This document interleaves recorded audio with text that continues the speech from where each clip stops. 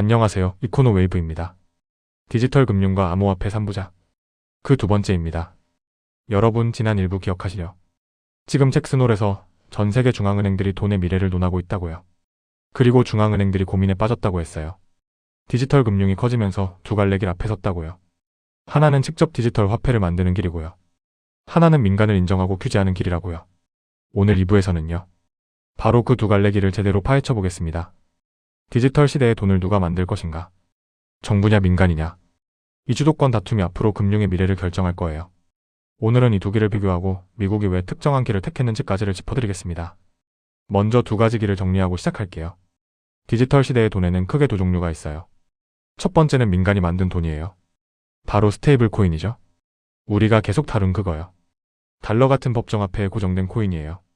이건 기업이 만들어요. 예를 들어 서클이라는 회사가 USDC를 만들고요. 테더라는 회사가 USDT를 만들죠. 민간 기업이 발행하는 거예요.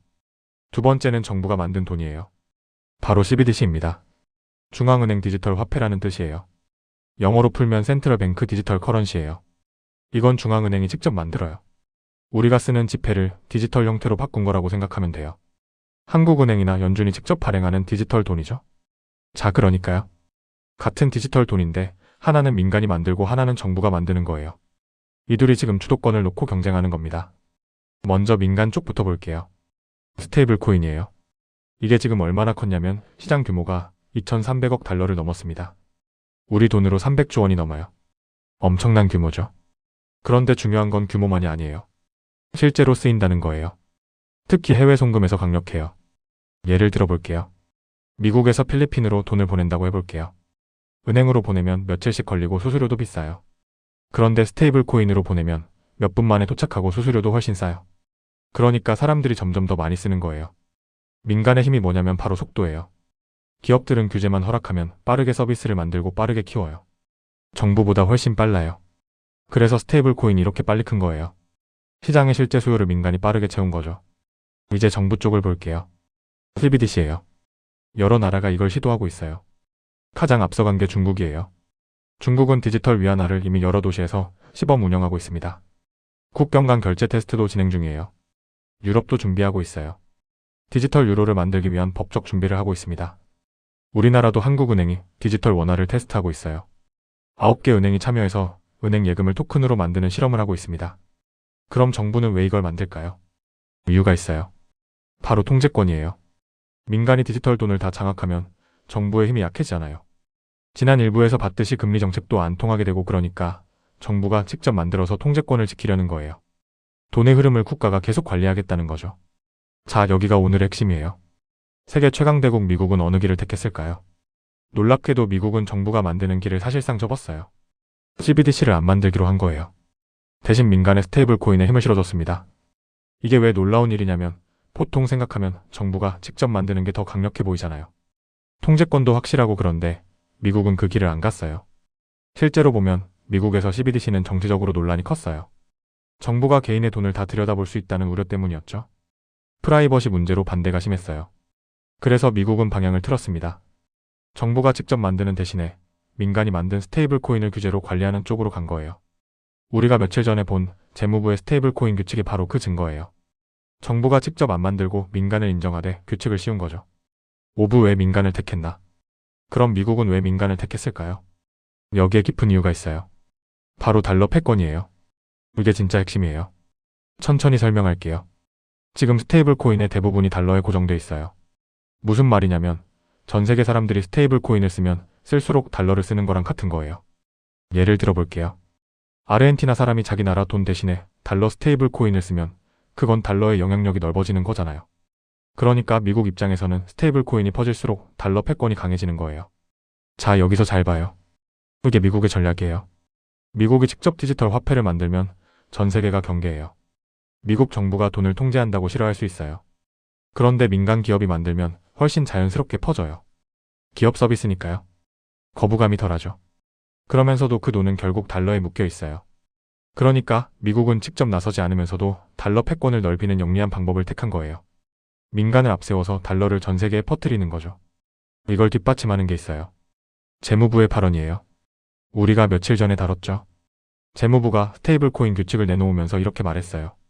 달러의 기축 통화 지위를 강화하겠다고요. 그리고 미국을 암호화폐 수도로 만들겠다고요. 자, 이 말을 잘 뜯어보면 미국의 속내가 보여요. 스테이블 코인을 키우는 게 단순히 기술을 발전시키려는 게 아니에요. 달러의 힘을 지키려는 거예요. 무슨 말이냐면 요즘 달러 패권이 조금씩 도전받고 있어요. 중국은 위안화를 밀고 있고 여러 나라가 달러 의존을 줄이려고 해요. 그런데 스테이블 코인이 퍼지면 그 흐름을 막을 수 있어요. 디지털 시대에도 여전히 달러가 중심이 되는 거죠. 그러니까 미국한테 스테이블 코인은 달러 패권을 지키는 새로운 무기인 거예요. 민간이 만들지만 그 전략적 이익은 미국이 챙기는 거죠. 이게 미국이 민간을 택한 진짜 이유예요. 그런데 흥미로운 게 있어요. 중국은 정반대로 가요. 미국이 민간을 택했다면 중국은 정부를 택했어요. 중국은 디지털 위안화를 국가가 직접 만들고 있잖아요. 왜 반대로 갈까요? 두 나라의 성격이 다르기 때문이에요. 미국은 시장 중심 국가예요. 민간 기업이 자유롭게 경쟁하는 걸 중시해요. 그리고 이미 달러가 세계 최강 화폐잖아요. 그러니까 민간을 풀어줘도 결국 달러가 이기는 구조예요. 반면 중국은 국가 통제가 강한 나라예요. 돈의 흐름을 정부가 직접 관리하려고 해요. 그리고 위안화는 아직 달러만큼 강하지 않으니까요. 정부가 직접 나서서 밀어야 하는 거예요. 그러니까 같은 디지털 화폐라도 미국은 민간을 통해서 중국은 정부를 통해서 각자의 방식으로 주도권을 잡으려는 거예요. 이게 지금 벌어지는 디지털 화폐 주도권 다툼의 큰 그림이에요. 민간이냐 정부냐를 넘어서 미국이냐 중국이냐의 경쟁이기도 한 거죠. 자, 그럼 이 모든 게 암호화폐한테 어떤 의미일까요? 여기서 중요한 게 있어요. 미국이 민간을 택했다는 건 암호화폐 업계한테 좋은 소식이에요. 왜냐하면 스테이블 코인이 제도권으로 들어온다는 거잖아요. 정부가 밀어주는 셈이니까요. 그리고 스테이블 코인은 암호화폐 시장의 입구예요. 지난번에도 이야기했죠. 사람들이 암호화폐를 살 때 보통 스테이블 코인을 거쳐요. 그러니까 스테이블 코인이 커지면 암호화폐 시장 전체가 넓어지는 거예요. 그런데 여기서도 냉정하게 볼 게 있어요. 민간을 택했다고 해서 무조건 자유로운 건 아니에요. 정부가 규칙을 씌우잖아요. 라이선스를 받아야 하고 준비금도 갖춰야 하고 여러 규제를 지켜야 해요. 그러니까 아무나 스테이블 코인을 만들 수 없어요. 큰 기업들만 살아남을 수 있는 거예요.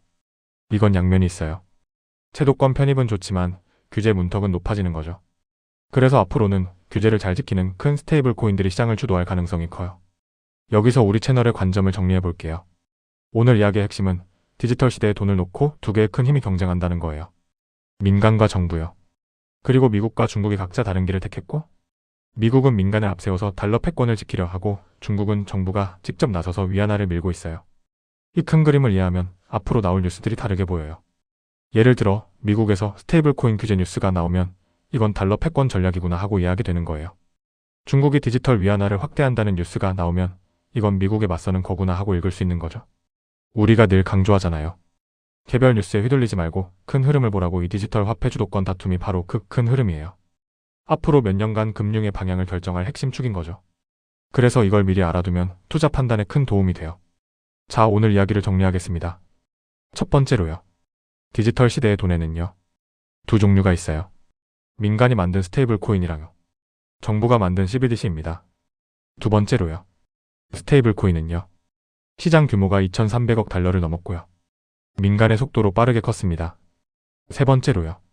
CBDC는요. 중국이 앞서가고 있고요. 유럽과 한국도 준비 중입니다. 네 번째로요. 미국은 놀랍게도요. 정부가 만드는 CBDC를 접고요. 민간 스테이블 코인을 택했습니다. 그 이유는 달러 패권이에요. 민간을 앞세워서요. 달러를 전 세계에 퍼뜨리는 전략이죠. 다섯 번째로요. 중국은 반대로요. 정부가 직접 나서고 있어요. 그래서 이건 민간과 정부의 싸움이면서요. 미국과 중국의 경쟁이기도 합니다. 그러니까 오늘 2부는요. 디지털 화폐의 주도권 다툼을 본 거예요. 누가 디지털 시대의 돈을요? 주도할 것인가요? 그리고 다음 3부에서는요. 이 모든 게요. 암호화폐한테요.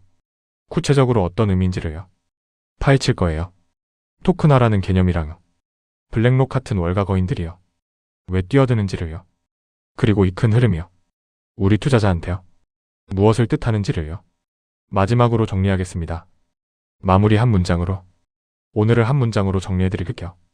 디지털 시대의 돈을 누가 만드느냐를 놓고 민간이 만드는 스테이블 코인과 정부가 만드는 중앙은행, 디지털 화폐인 CBDC가 경쟁하고 있는데 스테이블 코인은 시장 규모가 2,300억 달러를 넘으며 해외 송금 같은 실제 수요를 민간의 빠른 속도로 채워온 반면 CBDC는 중국이 디지털 위안화로 앞서가고 유럽과 한국도 준비하는 가운데 정부가 통제권을 지키려는 시도인데, 놀랍게도 세계 최강 대국 미국은 프라이버시 논란 속에 CBDC를 사실상 접고 민간 스테이블 코인에 힘을 실었으며, 그 진짜 이유는 대부분의 스테이블 코인이 달러에 고정돼 있어 이것이 퍼질수록 달러 패권이 강해지기 때문이라.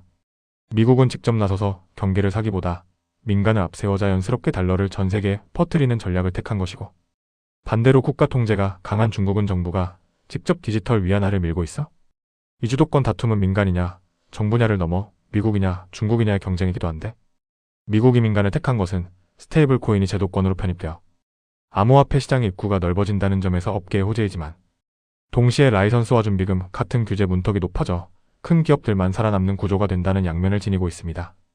디지털 달러를 누가 만드느냐의 싸움이요, 사실은 달러 패권을 지키려는 전략이라는 걸 기억하세요. 여러분은 앞으로 민간 스테이블 코인이 승리할 거라고 보시나요? 아니면 정부의 디지털 화폐가 주도할 거라고 보시나요? 댓글로 여러분의 생각을 남겨주세요. 다음 3부에서는 이 모든 흐름이 암호화폐에 주는 진짜 의미를 파헤치겠습니다. 토크나와 월가의 참여까지요. 이코노 웨이브가 이 큰 흐름을 끝까지 함께 하겠습니다. 아직 구독하지 않으셨다면 지금 구독을 눌러주세요. 좋아요와 구독을 눌러주시면 누구보다 빠르게 새로운 정보를 받아보실 수 있습니다.